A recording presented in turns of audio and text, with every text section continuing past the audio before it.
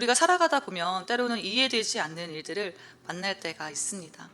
내가 최선을 다했는데도 일이 풀리지 않을 때가 있습니다. 정직하게 살았는데 오히려 손해를 보는 것처럼 느껴질 때가 있고, 또 기도했는데도 아무런 변화가 없는 것 같고, 또 하나님께서 나의 기도를 듣고 계신지조차도 의심스러울 때가 있습니다. 그런데 우리는 그때 묻게 됩니다. 하나님 정말 일하고 계신가요? 오늘 우리가 읽은 에스더서 6장 1절부터 9절 말씀은 바로 그 질문에 대한 답을 우리에게 줍니다. 오늘 본문에서 가장 중요한 것은 하나님은 보이지 않아도 분명히 일하고 계시다는 겁니다. 에스더서에는 놀랍게도 하나님의 이름이 한 번도 등장하지는 않습니다. 하나님의 이름은 보이지 않지만 하나님의 손길은 이 에스더서 전체에 가득하다고 할 수 있습니다. 사람의 눈에는 우연처럼 보이는 일들이 계속해서 일어납니다. 그런데 그 우연처럼 보이는 사건들이 하나님의 백성을 구원하는 방향으로 정확하게 움직여 갑니다. 오늘 본문도 그런데요, 1절 말씀 우리 다시 한번 한 목소리로 봉독하도록 하겠습니다. 그날 밤에 왕이 잠이 오지 아니하므로 명령하여 역대기를 가져다가 자기 앞에서 읽히더니, 본문에는 이 밤에라는 말로 시작합니다. 이 밤은 어떤 밤이냐면 바로 전날 에스더가 왕과 하만을 잔치에 초대했던 날입니다. 에스더는 아직 자신의 민족을 살려달라는 요청을 하지 못했습니다. 그리고 하만은 모르드게를 죽이기 위해서 이미 나무를 세워 놓았습니다. 인간적으로 보면 상황은 어떻게 보면 매우 절망적이라고 할 수 있습니다.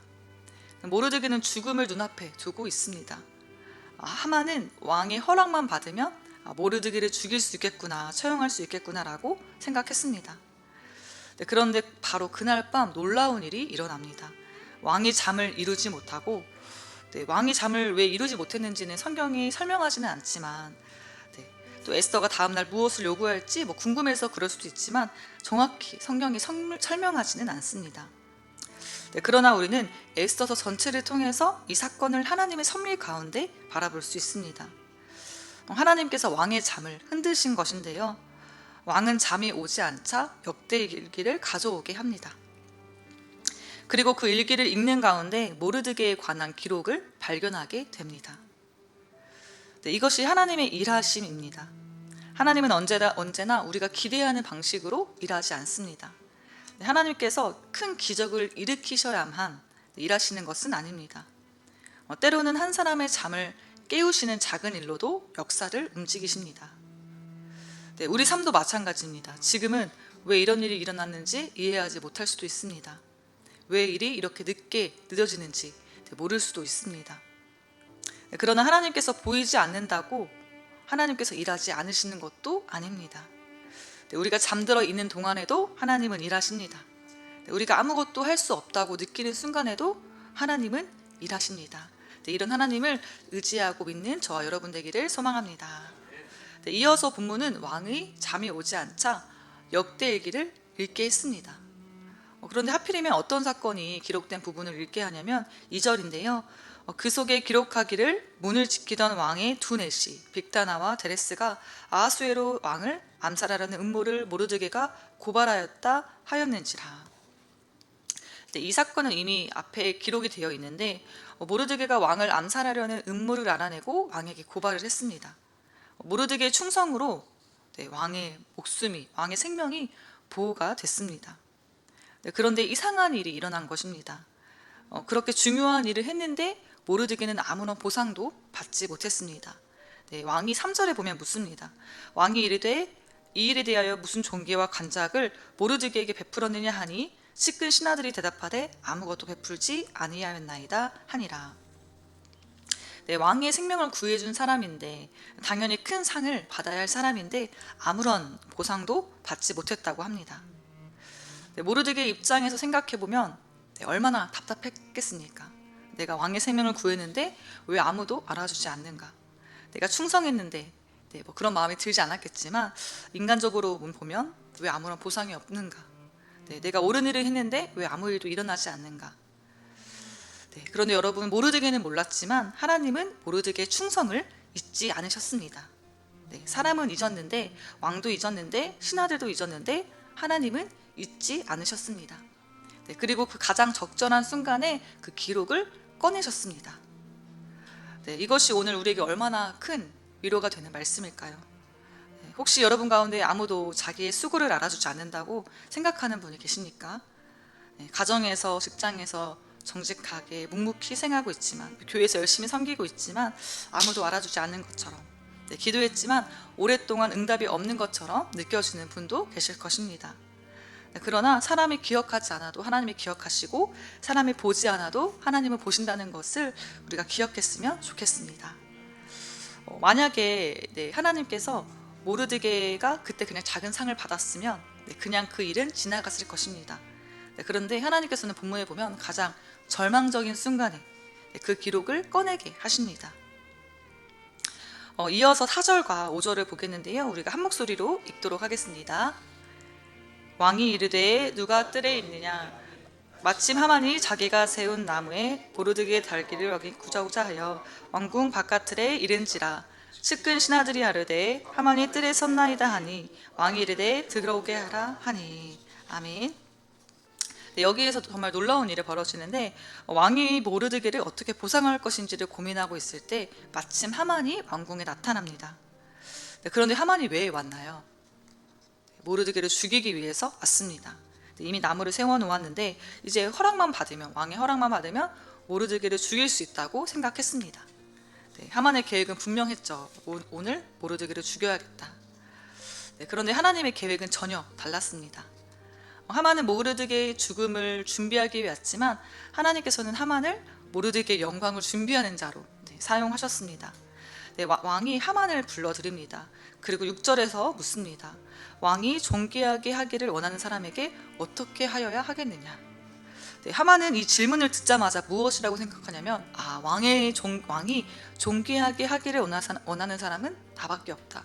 네, 나 왜 누구리요 하면서 하만은 왕이 자신을 말하는 것이라고 착각했습니다. 네, 확신했던 거죠. 여기에서 하만의 교만이 드러납니다. 하만은 이미 높은 자리에 있었고 왕 다음가는 권력을 가지고 있었지만 만족하지 못했습니다. 더 인정받고 싶었던 거죠. 그래서 왕이 누구를 높여주면 좋겠느냐라고 물었을 때 하만은 조금도 의심하지 않고 속으로 나입니다 라고 생각을 했습니다. 교만이란 무엇이냐면 하나님이 주신 것에 만족하지 못하고 내가 하나님보다 높아지려는 마음입니다. 네, 하만은 이미 높은 자리에 있었지만 더 높은 영광을 원했습니다. 그리고 7절부터 9절까지 자신이 받고 싶은 영광을 자세히 설명을 하는데요, 우리 7절부터 9절까지 한 목소리로 읽도록 하겠습니다. 왕께서 사람을 존귀하게 하시려면 왕께서 입으시는 왕복과 왕께서 타시는 말과 머리에 타시는 왕관을 가져다가 그 왕복과 말을 왕의 신하 중 가장 존귀한 자의 손에 맡겨서 왕이 존귀하게 하시기를 원하는 사람에게 옷을 입히고 말을 태워서 성중 거리로 다니며 그 앞에서 반포하여 이르기를 왕이 존귀하게 하기를 원하시는 사람에게 이같이 할 것이라 하게 하소서 하니라. 아멘. 네, 왕의 옷을 입히십시오. 왕의 말을 태우십시오. 왕의 왕관을 씌우십시오. 가장 존귀한 신하가 그 사람을 수행하게 하십시오. 성중을 다니며 모든 백성 앞에서 그 사람의 영광을 선포하게 하십시오.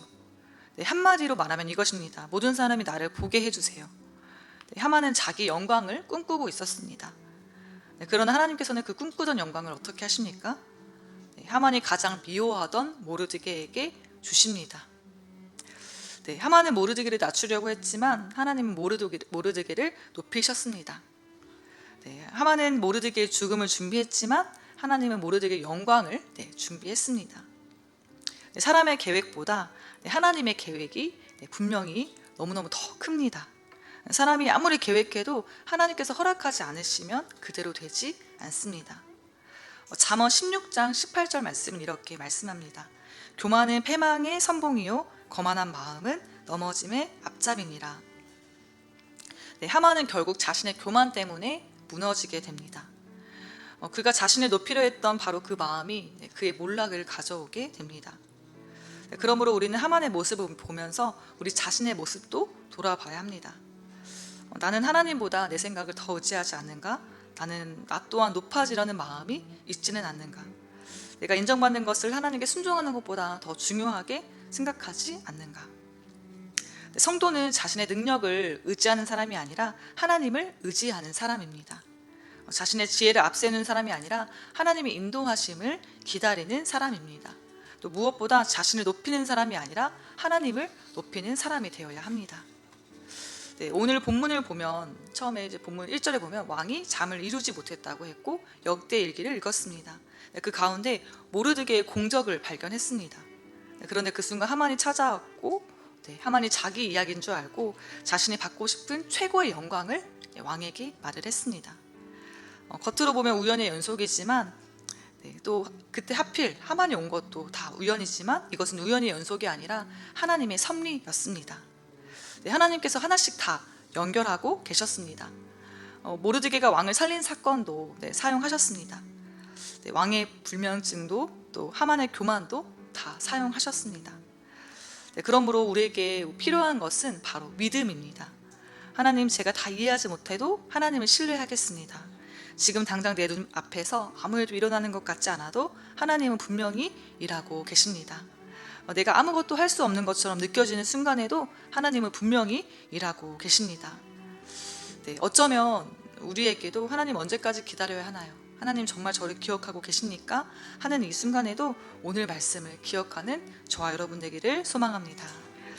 그러므로 하루하루 살아갈 때 조급해하지 말고 내 힘으로 모든 것을 해결하지 말고 내 지혜를 의지하려 하지 말고 하나님을 신뢰하고 하나님의 때를 준비하는 기다리는 저와 여러분 되기를 소망합니다. 그래서 오늘 이 새벽에 이렇게 고백하며 하루를 시작하면 좋겠습니다. 하나님, 보이지 않아도 믿겠습니다. 늦게 보일지라도 기다리겠습니다. 이해하지 않아도 신뢰하겠습니다. 내 뜻보다 하나님의 뜻을 따르겠습니다. 그 믿음으로 오늘 하루도 하나님과 동행하는 저와 여러분 되기를 소망합니다.